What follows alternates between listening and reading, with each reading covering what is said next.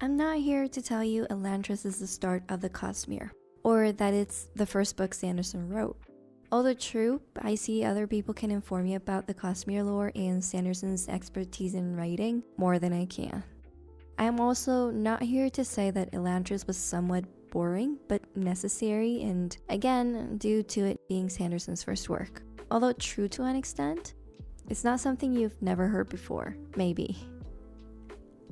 This is not to say the content out there is repetitive or anything, because either way, repetitive content can be good, and no one can be completely original. But I want to deviate from impressions on the book, or even interesting facts about Sanderson and his universe, because that's not the area I'm most versed in. What I am here to do is to dive deep into the narrative.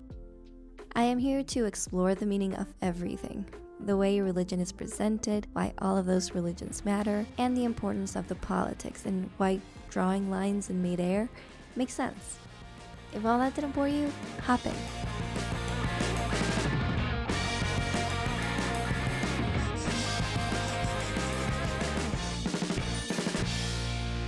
Hello, my name is Samita. I am a content creator in the fantasy book tip section, I guess. Or at least I try my hardest. Just to give you an overview though, I am fairly new to fantasy and literature in general, so I am not an authority on any subject and don't know if I ever want to be. Knowledgeable, maybe, but on authority, not so much. I say this because I have a way of tackling things that could make you think I am super knowledgeable about writing or analysis, or that I think I am at least. But that's not the case, sadly. I do not have a degree in literary analysis, if that exists, or in creative writing or anything like that. I simply have a passion. With that, let it be clear that I am not saying this is the ultimate interpretation of Elantris, or that it had to be this way or else nothing makes sense, or whatever to that nature. Anyway, Elantris. This is surprisingly not my entry point into Sanderson. If you take a look at my previous videos, you'll find that I've read the Skyward series, and that I probably overthink things a little bit too much.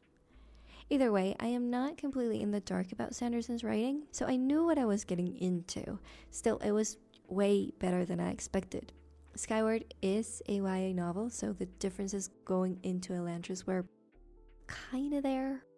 In a good way, because the book was better suited to my tastes, as it did tackle more complex themes, and the writing does change a bit when geared towards adult audiences when it comes to tone. Even so, Elantris is my entry point into the Cosmere. I will be reading the whole thing and sharing my thoughts, so if you like the video by the end, consider following me or the video series. But no pressure if you don't really want to. But whatever, you're not here to know about me, you're here to know about Elantris, presumably.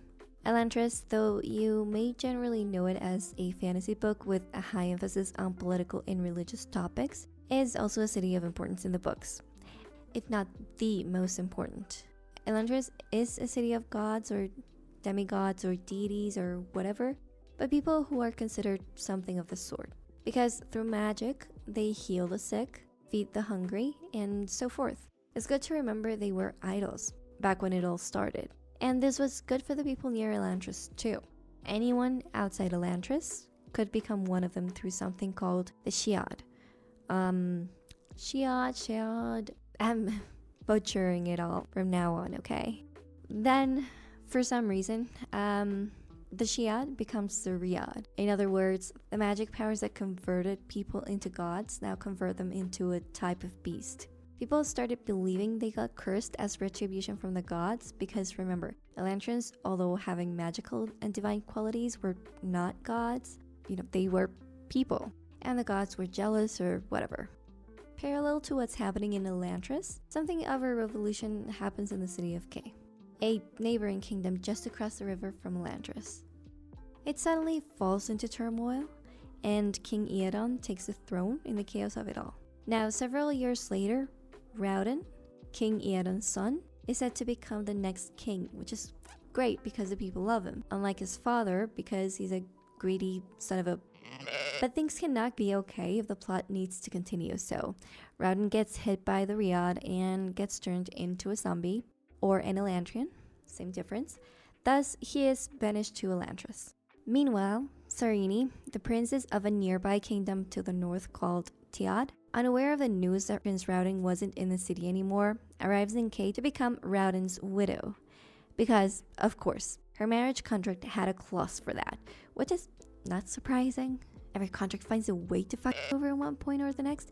Here are my words. What she doesn't know is that Irang was holding a funeral for Raoden. Not because he had symbolically died after turning into an Elantrian, but because it was seen better in the eyes of the kingdom if he were dead instead of being hit by the Riad. Sarene does think this is sus, and this allows her to do what she had always done. Meddle. The thing is, Sarene is not the only foreigner in town. Hrathen, of yet another faraway place, comes to have the people of Kay converted to his religion before a war ensues. Because war will ensue. That is, in broad terms, the plot of a series. From here on out, there will be spoilers. Ready? Okay. To be a little more specific about the plot and characters, there are 3 perspectives in the book that are strategically used to walk us through the plot. That is, Raoden, Sarene, and Hrathen. The first thing I want to draw attention to here, before we go deep into each of the characters and their storylines, is to point out how relevant religion seems to be to all of these characters, even when it seems it isn't. But we'll come back to the subject of religion later. For now, I'll mention some potential connections. The first character right off the bat is Raoden. He is a native from Kay, and our first perspective, who will explore Elantris. What happened to the city, why the magic has seemingly disappeared, and why Elantrians started getting cursed instead of blessed. Just by the sound of the Elantrians being in the picture, this could lead you to think this is a direct connection to religion. You know, because Elantrians were considered gods, and yes, to that reason alone, but it's not that completely. Elantrians were not worshipped as gods, they were still people, and they did not vouch for any religion to be created off their deeds.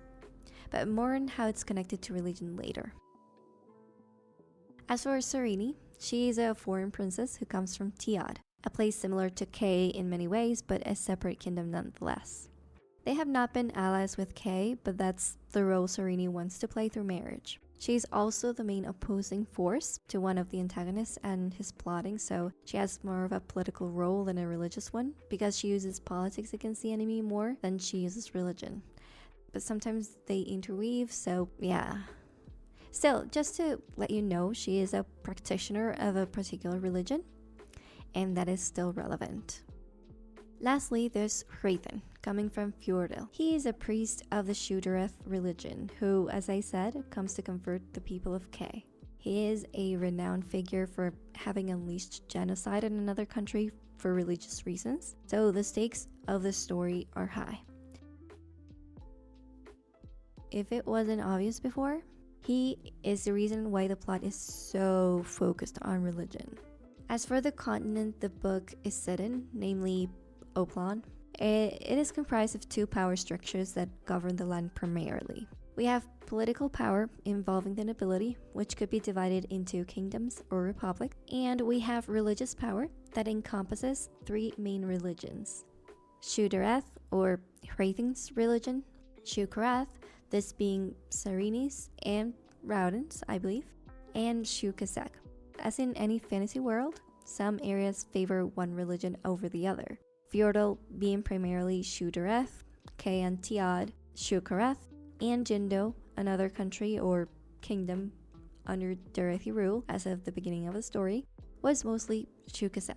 Other religions do exist, that being Jesker and the Mysteries. Is it the Jesker? Or Jesker? Anyway, Jesker and the Mysteries. But those are not heavily touched upon. Maybe because they are part of a fallen republic now in Fjordell's possession. Therefore, their faith is no longer relevant now that they're quote-unquote officially Shudareth. By the way, Hrathen was the one responsible for the invasion and further conversion that I mentioned just now, just so you have all the details. If you notice, religion does take a central place in every culture in Oplan. Some might seem more spiritual than religious, but in truth, there's always religion in the mix. Fjordell does come to mind as the religious force in the book because their political structure is entirely religious. If you start from the top down, you find Jedeth, their god, followed by the one and only that hears his voice, which would be called Wyrn or Wyrn. I really don't know. Then comes the Gregdads, leaders of the monasteries, then the Gjorn, or what Hrathen would be, then the Ragnat, or the overseers of Durethi regions, then the Redor, or leaders of the chapels, then the Arteth, a regular Durethi priest, and then later the Dorven, whom I assume are trainees to become priests, or lower type of priests, because they are the lowest ranking members of the church. And lastly, there are the commoners. Everything in Fjordell society is related to only one thing: their god, Jedeth. Their society has been literally built for it. In K, however, it's not as evident. They do have churches and they do believe in a god, Domi, but they are nowhere near as fanatic. It could be a milder form of religion, but religion is still pretty relevant. They still host important rituals for the Karathi faith, like marriages or funerals. People are still expected to go to sermons, and nobility is judged by the religion they adopt. If you remember, there was a time Telri, the richest aristocrat among them, was meant to become the next king due to the rules of the kingdom stating the richest person is supposed to be the king. Then, because Hrathen knew this, he manipulated Telri to change religion, as the kingdom would follow the king's example. Or at least it would be like that eventually. Or if you remember Iedon's suicide, it was brought about by embarrassment regarding his faith, or rituals, as he had performed taboo rituals considered part of the mysteries, not Karathi faith, thus his reputation was forever changed. There's also the fact that he tried to kill Sarene there, but faith was one big part of his fall.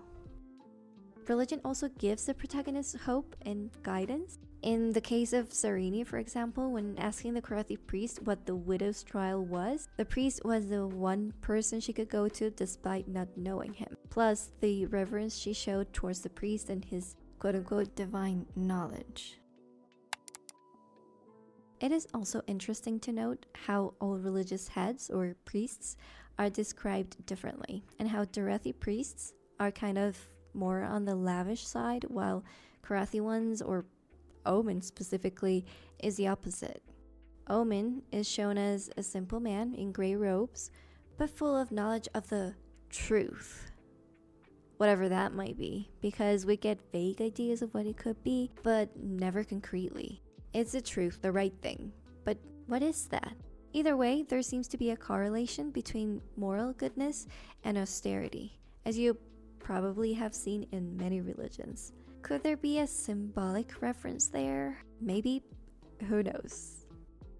Although subtle, religion does carry over in many ways, and it does play a part in how culture is shaped, as they have the rituals or the sermons that at one point can be mandatory or well received or not, or how it influences public opinion on the Elantrians or the nobility, because the Elantrians are looked down upon from a religious perspective, same as the nobility, depending on their choices. It even shapes the type of people accepted on the throne, so it's not a subtle form of power at all, and it abounds in this world. We don't know the extent of the Jindo faith yet, but we can only assume because everyone else is driven by it, right? Same with Jasker and the mysteries. We don't know, but we know. Until proven wrong, I guess. In any case, every region in Apollon centers its identity on one faith or another. Some we might have a clear picture of, others not so much, but it still stands. Or, as explained by Shuden, the only Jindo we see in the series. I wonder what the Great Master thought when his two students, Korath and Dareth, left to preach to the lands northward. Kesek taught of unity. But what did he mean? Unity of mind, as my people assume? Unity of love, as your priests claim? Or is it the unity of obedience, as the Durethi believe? In the end, I am left to ponder how mankind managed to complicate such a simple concept.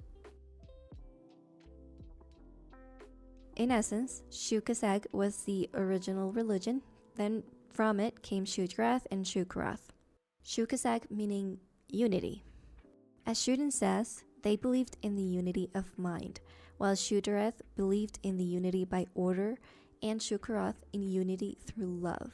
And there it goes, our main theme in a nutshell. Unity. If religion is the most important part of Elantris, and religion in Elantris revolves around unity, then it has to be a logical conclusion. But if the theme is centered on unity, how does it work with the rest of the elements in Elantris? I would argue it does permeate all topics addressed in Elantris, from religion to politics to relationships and magic, and all of that. That's what makes Sanderson such a good writer to me, despite what people may now be saying. No one can be perfect their entire lives, I guess. Maybe I'll change my mind later, but oh well. First thing I want to go through, however, is character arcs. How Unity reflects on those arcs, mainly. The first one, and the most obvious, Hrathen. What does Hrathen's arc tell us about Unity? The moment he is introduced, we know he wants to convert the people of K into Shudrath. We have a clear goal. Hrathen wants the unity of the people under one religion. To what end? He says so here. Lord Jadeth can only come when all men are united beneath Fjordell rule, Arteth. The devotion to their god implies unity. For their god to grace them with his presence, they all must be united. Hrathen wants to achieve that unity by setting his first plan into motion in K, as he unites the people of his church. But if we go by the principles of Jadeth, the unity has to be reached through determined means. In other words, through obedience or order. Order, in Hrathen's interpretation, means to have complete control of the church, of those who lead it, and of those who follow.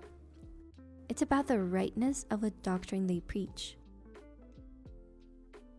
The wild card, Dilith, has to be kept closer, so he names Dilith his Odiv to swear fealty to him and avoid catastrophe. But does he really? This unity by order, as I mentioned just now, is all about keeping everyone in check. But that is not limited to the church, because he has to convert people, so he needs control of K as well. And how could Hrathen take control of the city of K? There are two parts to his plan. First, unite against Elantris. A common goal is more powerful than anything, and more if hate is thrown into the picture. You will find that hate can unify people more quickly and more fervently than devotion ever could. There you go. Kind of backhanded, but effective. The other plan he has is Telri. Hrathen attempts to control him through gold, but in the end, it fails. Digging closer, both of those ideas to control K suggest using the very thing Hrathen calls out the Elantrians for in his sermons. He first says that Elantrians are beasts, so they cannot be logical, and thus their only intent is to follow their lusts. Pleasure and passion. Passion. The writers against Elantris are showing such intensity that there is no denying it is closer to passion and chaos than to religion and order. Then there's money, the pleasure. It refers to how Telri uses it to throw extravagant parties at his estate. He uses the pleasures and passions of people against them. According to Dorothy philosophy, the only thing that separated men from animals was religion. Men could serve Jadeth's empire. Beasts could serve only their lusts. The irony is that he does preach his religion as a solution by promoting the direct opposite of it. If he were to do it right, he would use devotion towards religion to convert. Yet he uses money, the ultimate object of desire, and that dangerous passion to control his prey. In this sense, will he herd beasts or recruit men? One can also say that if he preys on a beast, how much of a beast is he himself? He does eventually realize the absurdity though, and it's done through a monologue. One cannot separate truth from actions, Hrathen, Amen said with a shake of his bald head. Physically inevitable or not, truth stands above all things. It's independent of who has the best army, who can deliver the longest sermons, or even who has the most priests. It can be pushed down, but it will always surface. Truth is the one thing you can never intimidate. Both Omen and Hrathen know Hrathen is using manipulation to get what he wants, or what is asked of him. He is not being truthful to his religion, I assume. But is that truth referring to what Hrathen is feeling? Or does it mean there is a higher concept that is being violated and Hrathen is going against that amendment and he knows he will need to go back to following it? Or what? I find it odd that in this monologue, truth is used as constant. Is it saying there is a truth we should all follow? But then again, that is something tricky to say. Maybe it's not, because in the end Hrathen does not convert to Shukarath, which could possibly mean there is one true religion or one true way of doing things. But if the core aspect of Durethi faith is order, then is the Durethi religion not a possible way of interpreting that unity Kazak talked about? But maybe it is referring to Hrathen's intuition by calling it truth instead. Maybe it's just the interpretation of what order is in the grand scheme of things, and how the interpretation Fjordell had was not the correct one. Then again, that would mean there is a right thing and a wrong thing, and not the truth. But I'm spiraling right here. Hrathen knew what that truth was. Thus he knew he had become a shell of the religion he preached. He calculated, he manipulated, but he did not really believe he was doing the right thing. He did not lose his faith, but he did lose respect for the institution that propelled him to do what he did. In the end, his art consisted in admitting that what he did and called unity was, in fact, not the truth, and thus not something he had to support. He turned, maybe not to the good side, whatever that good side is, but he did find the strength to oppose what he knew was wrong. Unity under the view of the word was not the right way. At least it was so to Hrathen. Let's turn to Sarene. Sarene is a weird character. She has many things that connect her to the theme, yet I lack that strong connection to it apart from one thing. And I do hate myself for only seeing this because I don't want her to be this, but to me most things about her point to this one thing, this one cliche thing: marriage. How does marriage fit into the theme of unity though? Marriage in theory is the union of two people when they come together and unite in a family, one family with descendants and all that jazz. But it's not like Sarene was obsessed with marriage, except she was, in a way. What Sarene seeks most and ultimately gets at the end is, well, marriage. A failed attempt with Raoden, then another with Royale, and then finally a third and last with Raoden again. Marriage is the highest power she has. This doesn't mean a girl can't ever want to find love or else she turns into a despicable woman. Or it means that a woman can't only have marriage as a tool, because as we know that used to be true, and even today can still be the only source of power a woman can have. It's more like Sarene seems to be centered around the idea of marriage. Her insecurities revolve around this, and her arc ends with marriage. Some may say she isn't only interested in marriage, but I see it differently. If you compare Raoden and Sarene, Sarene's insecurities lay in being unable to get married or have friends, while Raoden, although very much in love, worried about being king. I would have preferred if Sarene had shifted her worries somewhere else or solved her worries with things unrelated to marriage while still getting married. I'm not sure if my point is getting across, but I'll just stop here for the sake of time. Anyway, I would hate to reduce Sarene to her love life, but the majority of political plot points mentioned throughout the novel, when Sarene comes to Kay, when she decides to marry Royale, and when she does indeed find Raoden once more, seem to be part of the highlights in her story.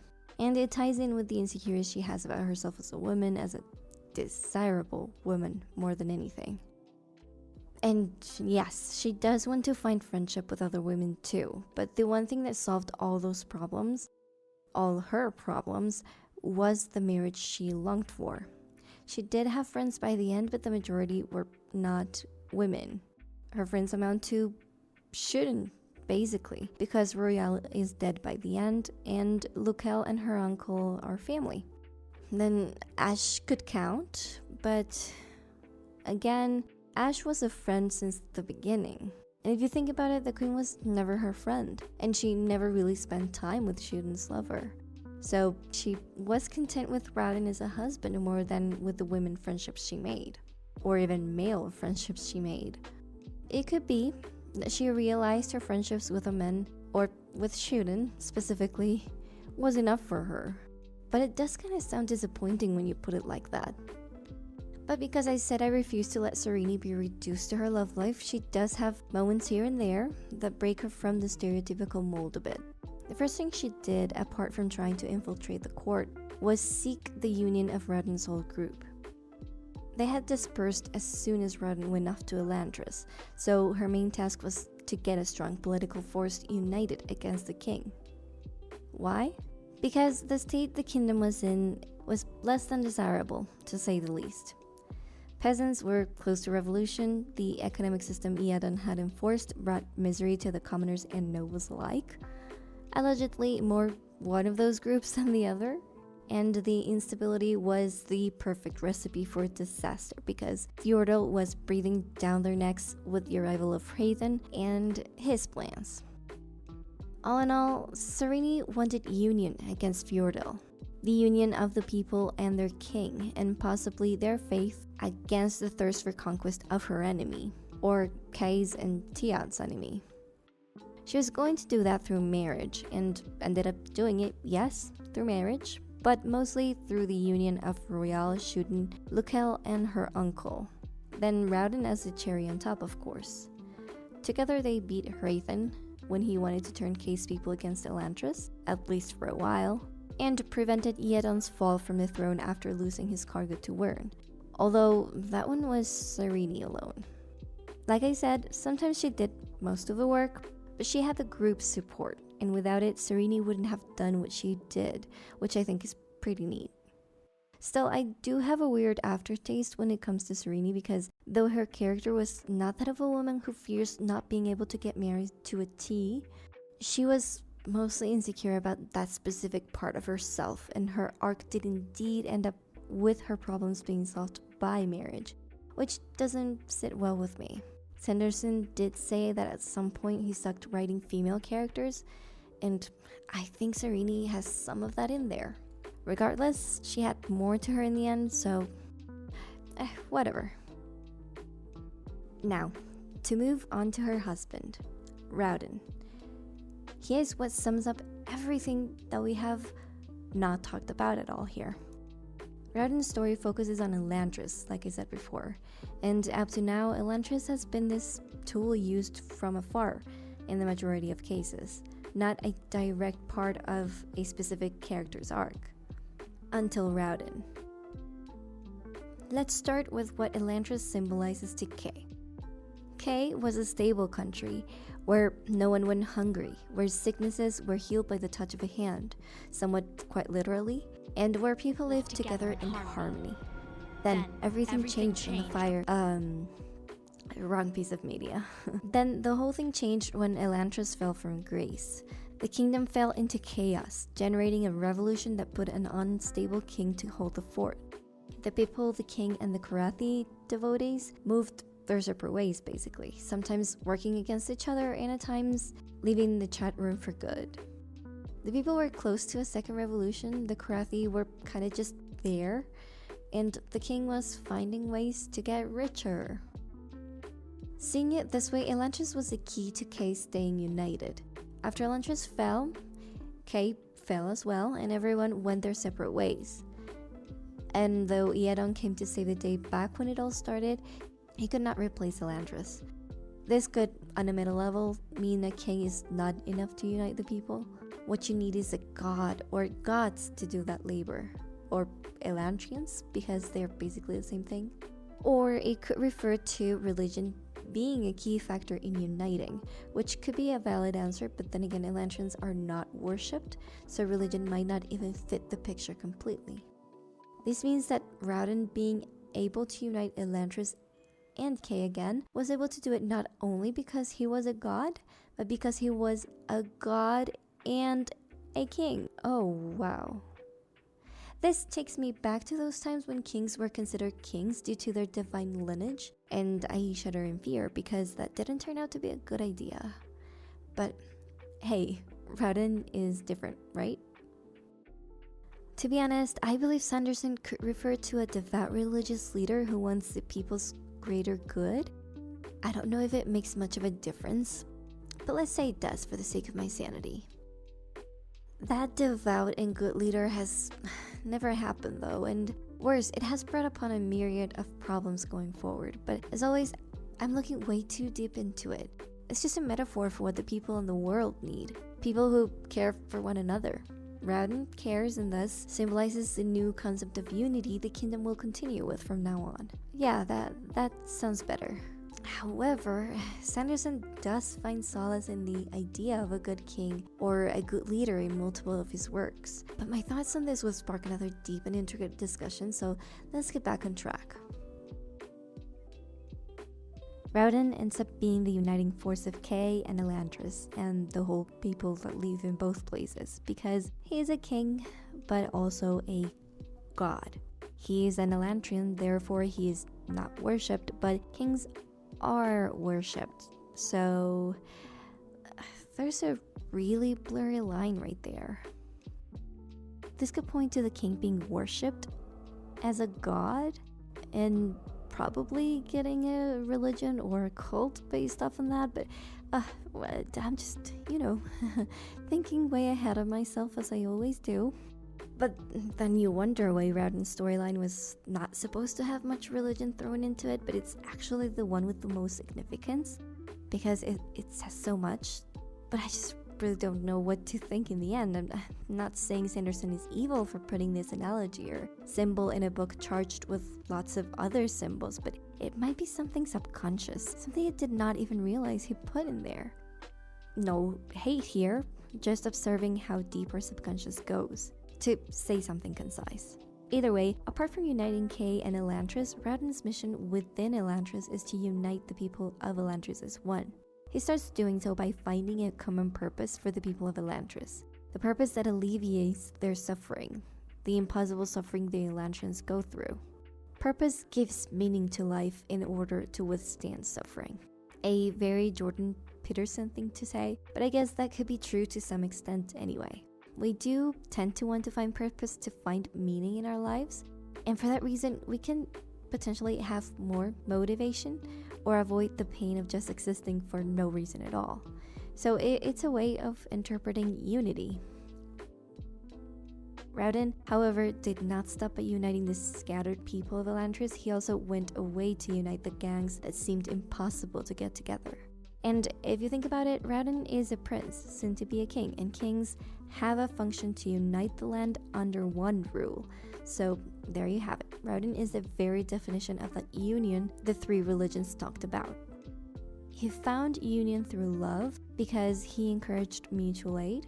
He found union through the mind, or that common purpose he defined, and he gave order to the unorganized. But you could also sum it up to love, and it pretty much covers it too. Take your pick. This leads me to something else and the final observation I made. If Raoden was that connecting link that united the people, the kingdom, and the Elantrians with Kay, was it also a coincidence that his role was tightly woven with the magic system? Raoden brought back Aondor, not only to become a godly king, but he did so to fix the magic that held Elantris together. Turns out that to do the fixing, he had to draw an extra line to connect the land with the source of magic. He unites the land with the magic that would then unite Elantris, to then unite Kay, and so on. Going a bit meta again though, lines are dots that connect in the purest sense of the word. and those lines then give birth to the magic, meaning unity is magic. And I become all giddy inside because this is beautiful, but maybe I'm looking too hard into this when I shouldn't. Again. In whatever case, the magic did hold Elantris together, and the base of the Elantrian magic was missing a line. Lines connect or unite, and the rest is history. As for the remaining magic systems, they are a mystery to me. Not enough is said about the Seons or the Derethi using sacrifices to fuel their magic, or how the Jindo dances work, or even what the rituals in Jesker/Mysteries do. I guess this will be solved later in book 2 or another story or something, but at least we have what we have. And that fits into what I surmise could be the theme of this particular book. To sum it up and to end this video, the main point of the narrative is unity. How all the characters go about their arcs by uniting with one another to achieve a greater goal. That in the end is the most beneficial for everyone involved. It's about how unity can also be used as a way to justify heinous crimes, as much as it can be used to incentivize a greater good. The important thing here lies in how we accomplish those ends. As much as Machiavelli would disagree, I find the idea compelling. I cannot say there does exist a one and only truth, as the Hrathen priest could have told Hrathen, but I do think proclaiming unity can not always be a good thing. It depends on what you're willing to risk to achieve it.